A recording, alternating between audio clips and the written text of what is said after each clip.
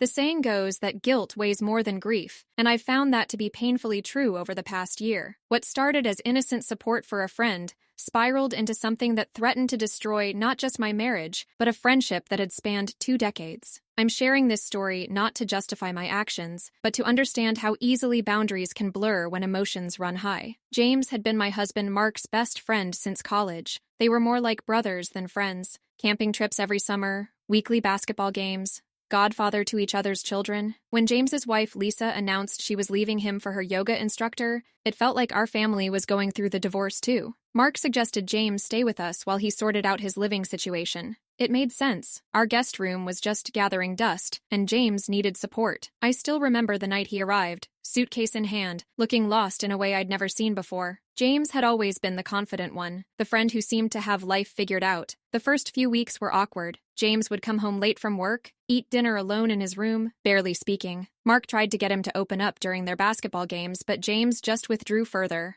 It wasn't until one sleepless night, when I found him sitting in our kitchen at 3 a.m., that the walls started to come down. I made us both tea, and he finally talked about the divorce, how he'd missed all the signs, how Lisa had been pulling away for months before the yoga instructor entered the picture. He cried that night, something I'd never seen him do in 15 years of friendship. I held his hand across the kitchen table, and something shifted between us, subtle but significant. After that night, we fell into a routine. Mark left early for work, while James and I both worked from home. We'd share coffee in the morning, take breaks together, talk about everything and nothing. He started joining us for family dinners again, helping with dishes, becoming part of our daily rhythm. I told myself I was just being a good friend, supporting someone who needed it. But friendship has boundaries, and I started crossing them in small ways. I found myself dressing differently on days I knew we'd be home together. Our conversations grew more personal, straying into territories friends shouldn't explore. I caught myself thinking about him during quiet moments, wondering if he was thinking about me too. The physical attraction had always been there, tucked away in a safe corner of my mind where I never had to acknowledge it. But now, seeing him vulnerable, watching him rebuild himself, it became harder to ignore.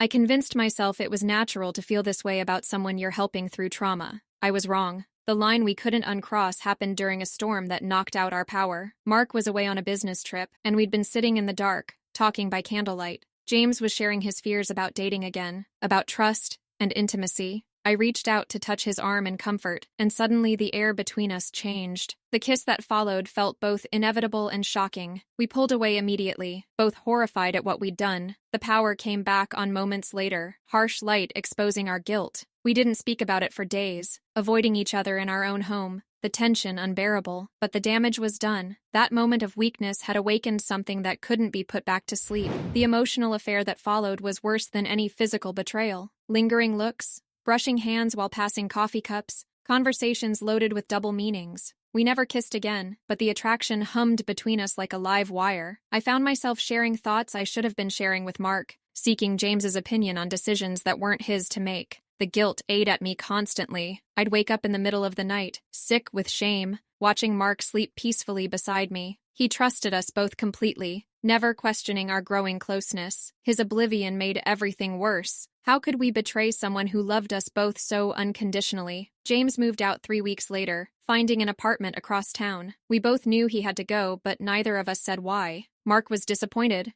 thinking his friend was pulling away because of the divorce. The distance helped clear my head, but the guilt remained, a constant companion reminder of my betrayal. I confessed to Mark on our anniversary. The timing was cruel, but I couldn't bear accepting his loving gifts and words while carrying this secret. I told him everything, the emotional connection, the kiss, the weeks of unspoken attraction. I watched his face as I spoke, seeing the moment trust shattered in his eyes. His first reaction wasn't anger, which somehow made it worse. He just sat there, silent, processing how the two people he trusted most had betrayed him. When he finally spoke, his voice was steady. "Does he make you happier than I do?" The question broke something in me. I realized then that what I felt for James wasn't love. It was a reflection of my own weaknesses, my own need for validation during someone else's crisis. Mark moved into the guest room that night. For weeks, we lived like polite strangers in our own home, carefully navigating shared spaces, speaking only about practical matters. He hadn't told James he knew, and I wondered if their friendship would survive this betrayal. The weight of potentially destroying a 20-year friendship pressed down on me daily. We started marriage counseling, not sure if we were trying to save our marriage or just understand why I'd risked it. The therapist helped us see patterns we'd both missed, how I'd felt neglected during Mark's recent career push, how he'd unconsciously relied on James to provide emotional support I should have gotten from him. None of it excused my actions, but understanding the context helped us start rebuilding. James eventually learned that Mark knew when he tried to restart their basketball games. Mark's response was simple: I need time. Their friendship, like our marriage, had entered uncertain territory. Years of trust had been damaged by moments of weakness. Recovery came in small steps. Mark and I learned to talk again, really talk about our fears and needs. I recognized my tendency to overstep boundaries when helping others, to confuse emotional intimacy with attraction. We established new boundaries, not just with friends but with each other. Promises to check in more often, to voice concerns before they became problems. A year later, things are different but healing. Mark and James have cautiously resumed their friendship, though it carries the scars of what happened. The easy brotherhood of their past has been replaced by something more measured, more conscious of boundaries. I maintain a polite distance from James, our interaction limited to group settings. Our marriage has changed too. We're more vigilant now, more aware of how easily comfort with others can slide into dangerous territory. The trust is rebuilding slowly, like a broken bone that needs time to strengthen. Some days are harder than others. Triggers can still spark doubts. Memories can still sting. But we're choosing each other every day, working to deserve the second chance we've been given. I've learned that emotional affairs can be just as devastating as physical ones, sometimes more so. They breach trust in subtle ways, creating intimate bonds that threaten the foundation of relationships. The line between friendship and something more can blur so gradually that you don't notice you've crossed it until you're already lost. This experience has taught me that love isn't just about feelings, it's about choices. Every day we choose who to invest in, who to open up to, who to keep at a safe distance. I chose wrongly once,